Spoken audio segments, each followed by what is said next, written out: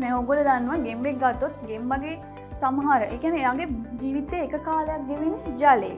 ඒ කියන්නේ අපි කියන්නේ ඉස්ගෙඩියෝ කියලා. ඉස්ගෙඩියෝ ඉන්නේ ජලයේ. ඒ කියන්නේ ගේම් වගේ ජීවිතේ එක් කාලයක් තමයි ජලයේ ගෙවෙන්නේ. ඒ හින්දා අපි කියනවා මේ උභය ජීවීන්ට රූපාන්තරණයක් සහිතයි. ඒ කියන්නේ ඒගොල්ලන්ගේ ජීවිතේ එක් කාලයක් ඒගොල්ලෝ ගෙවන්නේ ජලයේ.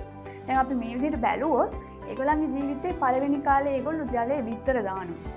දෙවෙනියට ඒගොල්ලෝ ඉස්ගෙඩියෝ බවට පත් වෙලා තමයි නැවත ගොඩබිමට එන්නේ ගෙම්බෙක්. ඒ කියන්නේ වැඩුණු සතෙක් වෙලා ගොඩබිමට එන්නේ.